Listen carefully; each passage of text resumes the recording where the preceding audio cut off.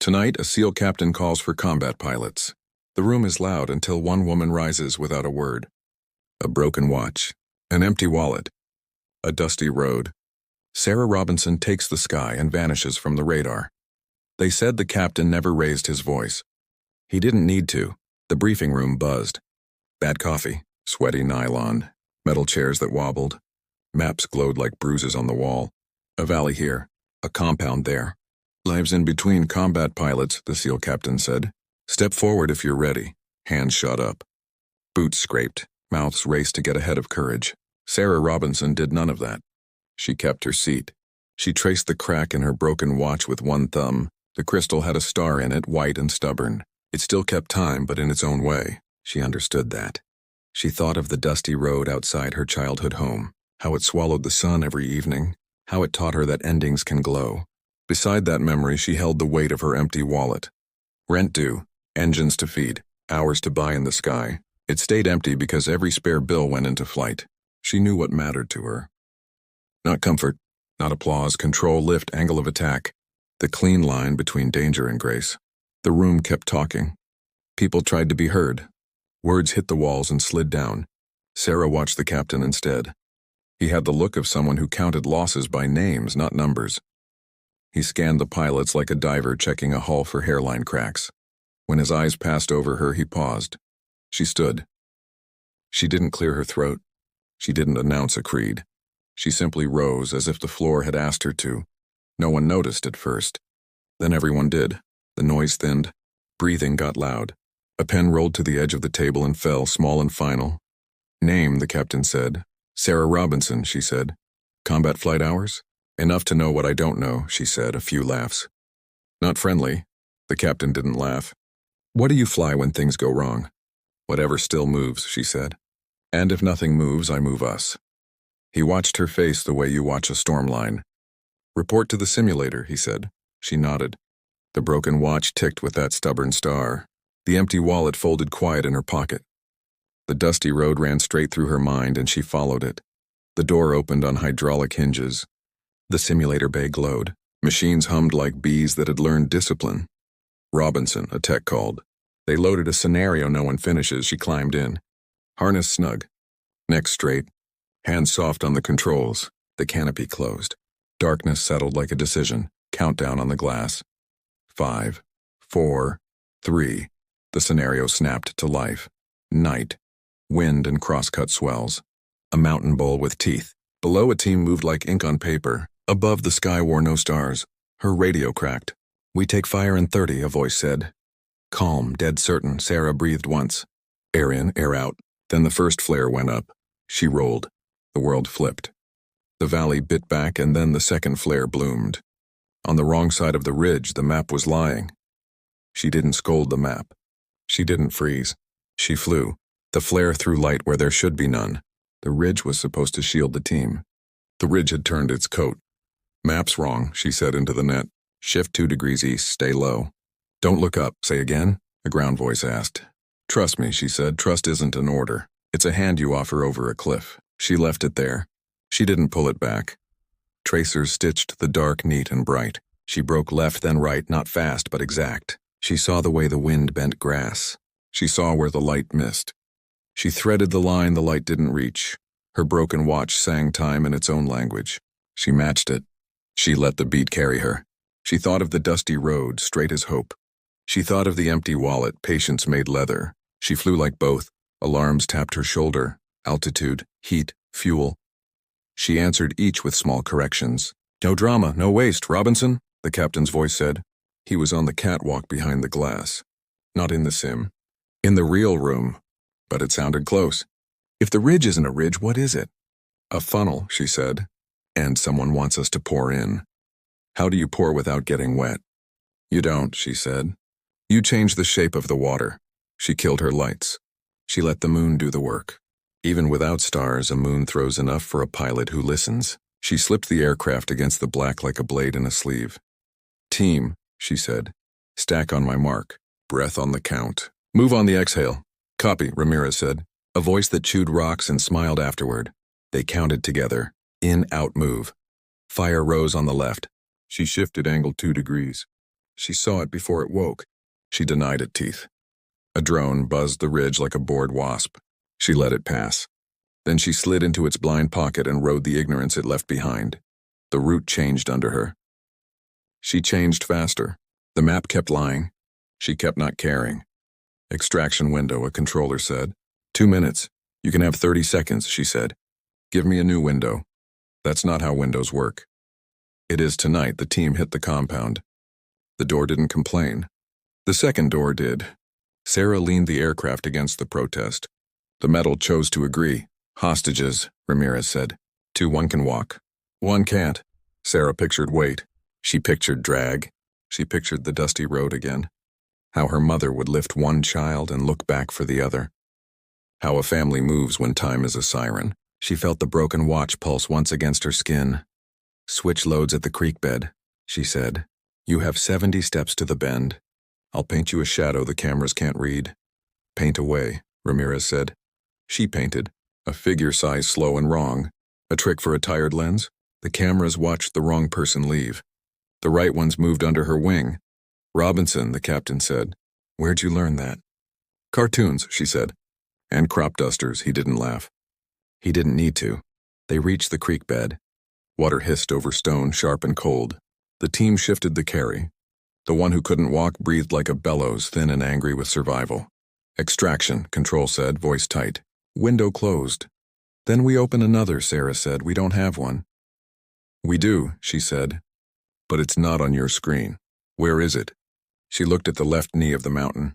Shadows piled there like folded blankets. A notch hid inside the notch. Every map had a secret if you held it at the right angle. Through the knee, she said. That's not a route, control said. It is if we make it. She dipped her nose. She took them down the throat of a stone animal. Halfway through the notch, the wind changed direction as if it remembered a promise to someone else.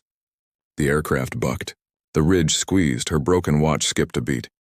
And a new voice cut in on the net. Turn back, it said. Or we turn you off. It wasn't a broadcast voice. It was close. Low power. Sharp as a paper cut. Sarah didn't answer it. She pulled 3 inches of sky between herself and the stone, and gave the team a pocket to breathe in. Robinson, Ramirez said. You hearing that? I hear it, she said. You believe it? I believe in physics, she said. People lie. Gravity doesn't. She slid under a shelf of rock and tasted a pocket of warm air. Good. That meant the notch had a chimney. Chimneys mean exits if you don't mind soot. Turn back, the voice said again. It sounded younger this time, or scared. Or both. She pictured a kid in a dish hut with a bad haircut and a better script. She pictured a man behind him telling him who he was. She pictured how that breaks a person. Her empty wallet sat against her thigh. No room for spare wishes. Only choices, team, she said. On me. We ride the chimney. Don't hit the walls. Don't look down. Saw the walls, Ramirez said. Down is optional. The aircraft rose like breath in a bottle. The chimney narrowed. The rotor wash slapped rock and came back mean. She trimmed. She trimmed again. She threaded silence into noise. The voice on the net changed pitch. Last warning. The captain spoke then, quiet and heavy. Robinson. He has a finger on a switch. She rolled that thought around. Everyone has a finger on something, she said. She looked up. Through a nick in the stone, she saw a line of cable stitched across the sky, thin as a hair. That would be the switch. Cheap. Effective. Ugly. Sarah, the captain said. He'd used her first name now. Not rank, not call sign. Ideas? 1, she said. She eased off power. The aircraft sagged. The walls leaned friendlier as the pressure wave softened. The cable line hung at an angle. She pulled nose high. The tail dropped. Robinson, Ramirez said. You're threading a needle with a shovel. I've used worse needles, she said. Her broken watch ticked wrong. She matched it again. Offbeat on purpose. She timed the sag to the gust and the gust to the sag. The tail slid under the line. The nose cleared by the width of a vow. The cable twanged across the belly and snapped, not enough tension to cut. The switch lost its leash. The voice swore once in a language the mountain swallowed whole. Window, control said, strain in the word. Window now, Sarah said. Push! They burst out of the chimney, dirty and laughing without sound. The sky wasn't friendly, but it was honest. The extraction bird moved where it shouldn't. It was early. Or late or brave. It banked on a rotor that had seen too much. Ride his wake, Sarah said. Don't fight it. Let it carry you, they rode. The ground untied itself and fell away. Hostages aboard, Ramirez said. We're heavy, but we're here. Sarah checked fuel. Tight. She checked the route. Tight. She checked the weather. It was doing that thing where the wind pretends to be still while it sharpens knives.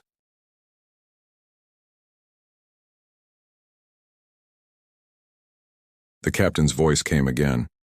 Robinson, I want you on the primary bird. Copy, she said. Now. She glanced across the cockpit. The seat beside her sat empty, straps folded neat and waiting. Her empty wallet waited too. Another seat. Another wait. A choice. The ridge behind them coughed. Something woke in the trees, something with long range and an appetite. Missile, Control said. Cold launch. Counter, Sarah said. The countermeasure pod blinked. Chaff and spark. She didn't like the pattern. It felt showy. She needed plain and quiet. She popped 2, then nothing. She turned her lights on full for a heartbeat. A stupid move if you want to hide. A smart move if you want a hunter to commit. The seeker head took the bait and bit down hard. She killed the lights. The decoy burned and pulled the hunger away. The missile curved like a question mark and chased what it wanted most. It wanted wrong now. Good. They cleared the ridge. The extraction bird shuddered. Its left wheel hung at a wrong angle. Its pilot fought the shake with muscle and prayer. Robinson, the captain said. Not soft now. Sharp. Getting close. He's losing the leg. She slipped alongside. The rotor wash hit like hail. She steadied. She reached out with voice instead of hands. Look at my lights, she told the other pilot. Nothing else exists, you and me. Sing the same note. He sang. Their machines made a small pact. They drifted toward a flat that wasn't on any map. It lay under a dead radio tower. Antennas pointed up like snapped bones. Down, Sarah said. Now. They touched. The broken leg didn't break the rest. The hostages held on. Ramirez laughed once, sharp and grateful, then choked it down with discipline. Robinson, the captain said, steady again. You're done. Fuel says you're done. Fuel doesn't get a vote, she said. Fuel always gets a vote. She knew he was right. She felt it in the slow draw of the pump, in the way the gauge tried to be polite. Copy, she said. The mountain behind them coughed again. This time it didn't cough. It roared. The valley bloomed white. Light swallowed edges. Heat licked the paint. The radio turned to snow and never melted.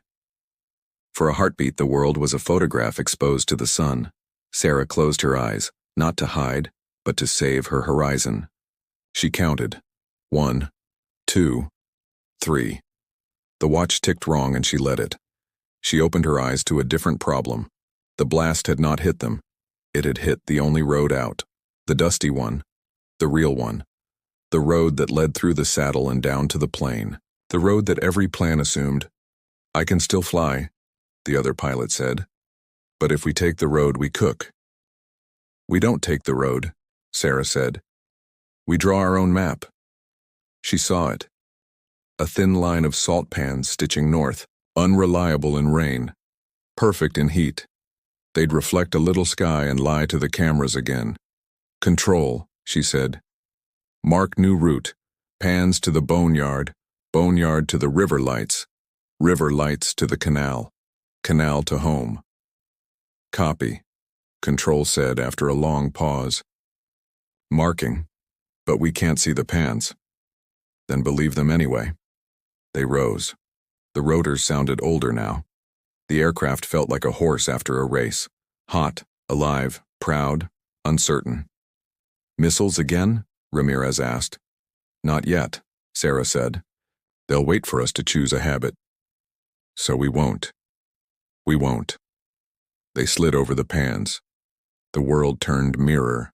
The sky painted itself under them and tried to pull them in. It felt like flying above a second horizon that wanted to trade places. Her empty wallet pressed against her leg. She thought of the hours she'd bought with nothing, the meals skipped, the favors owed. She thought of every tiny theft from comfort, paid forward into skill. This is where the debt collected. This is where the payment made sense. A call cracked in. A voice not on their net. Not the young one. A woman this time. Tired, angry, precise. You're stealing our route, the voice said. You drew it on our land, Sarah said. Land doesn't belong to maps. Then we agree, Sarah said, and kept flying. Ahead the boneyard appeared. Dead aircraft stacked at odd angles, wings like folded knives. Heat ripples danced over aluminum. The sun turned the place into a mirage with memories. We hide among ghosts? Ramirez said. We ask them for shade, Sarah said. They slipped between rows. Old hull numbers blinked their last messages. She read one and felt a shiver. A squadron she knew from a book. A tail code she had traced with a cheap pen when she was 19 and hungry. A shadow detached itself from the shadows. Not a ghost. A quad with teeth. A drone stitched from black pipe and willpower. Its pilot had a good hand. It moved like a fish that had learned the sky. It cut across their path. It showed them a small knife and asked for their throat. Robinson, the captain said, tighter now. We can't shoot in the yard. Too much scrap, too much spark. I won't shoot, she said. She killed forward speed and gave the drone exactly what it wanted, a target that could be missed. It took the bait, too eager. It overshot by inches and bled its energy in a clumsy arc. She pushed. The nose bit the air. She climbed over the arc, flipped the picture, and tucked behind it. Now the fish felt the hook. Leave it, the captain said. I'm not chasing, she said. I'm teaching. She held position. The drone pilot felt the lesson. He tucked and slid. They danced for 3 seconds that felt like a page torn from a larger book. The drone broke first. It ran, fast and low, out of the boneyard's jurisdiction. Good. The ghosts kept their peace. They cleared the stacks. The river lights winked in the distance, staggered and human. Almost, Ramirez said. Almost counts for something, right? Only if you finish the count, Sarah said. They followed the canal. Bridges arched like tired backs. Laundry hung from lines and turned itself into flags. A boy on a roof waved something bright. The bright thing became smoke. The smoke became a signal. Ambush, Sarah said. Far bank. How many? The captain asked. Enough to write a story no one wants to read. Options? Hide in honesty, she said. She rose to a legal altitude. She flew like a person with nothing to hide. She waved at a checkpoint and meant it. She became boring. She became expected. She became safe. The ambush did not spring. It waited for a sin. She offered none. Home plate, Control said. 2 minutes.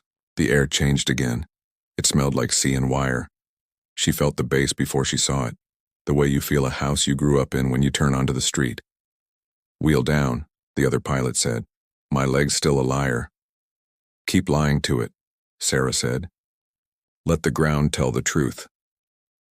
They crossed the line. Sirens didn't wail. People did not cheer. Good bases don't celebrate until the blades stop. Her skids kissed concrete. The world got small and close. Voices turned human again. Hands moved with purpose. She cut power. The rotors slowed. The broken watch went quiet for the first time since the flares. Robinson, the captain said, appearing at her window like a sentence you knew you'd read. You saved them. We saved them, she said. You're on the next op, I figured, she said. New target, new country, the same voice on the net. She looked up. The roofline wavered in the heat. The horizon moved like it was trying to remember where to stand. Brief me, she said. In an hour. He walked away. She sat still for a breath. And then a runner came from the far door, hat in hand, face drained of every spare color. He leaned in and whispered to the captain. The captain turned back. His eyes found Sarah. They took someone, he said. They took your mother. The room emptied. It filled again. Different people, different maps, same air. Sarah didn't sit. Chairs felt like traps now. The broken watch ticked like it wanted out. The empty wallet had nothing left to give but shape. The dusty road stood up inside her and started walking. "Where?" she asked. The captain pointed to a circle that wasn't a circle. "Here. Old farm belt. Crossed lines. Local crew plus foreign money. They want leverage. They chose the one the news can name." "My mother is not the news," Sarah said. "I know," he said. "They don't." She leaned over the new map. The river bent like a promise that wasn't kept. A silo field cut through the middle. The roads ran honest until they didn't. "Why the voice?" she asked. "Why warn us before? Why warn me at all?" "Because you made them change their story," the captain said. "You didn't die where they needed you to." She closed her eyes. The road came closer. She saw the porch where her mother waited every year on the same day with a pie in the oven and a joke that never got old. She saw the crack in the step her mother refused to fix because a house needs one flaw to stay humble. She saw a hand in soil. She saw nails with half-moons of earth. She opened her eyes. "I fly," she said. "You lead," the captain said. "But this is different. You know that." She knew. The map lied in new ways here, not with ridges, with fences that existed at eye level and vanished on paper, with men who looked like farmers until you noticed their boots. "Symbols," she said to herself. Not to him. Objects first, then choices. She took the broken watch off her wrist. She set it on the map. The star in the glass sat right over a junction where 3 roads met and refused to agree. "What are you doing?" Ramirez asked. "Borrowing time from a thing that owes me nothing," she said. He nodded like that made sense. Maybe it did. The plan grew like a vine, not straight. Strong anyway. 3 ingress points, 1 decoy, 2 airframes, 1 ground van that looked like it sold bread and would sell war if asked nice. The captain put a finger on the van. "Why bread?" "People wave at bread," Sarah said. "They wave with their mouths full, eyes half closed, hands not on triggers." "Good," he said. They stepped, they loaded, they rolled the blades. Her seatbelt clicked.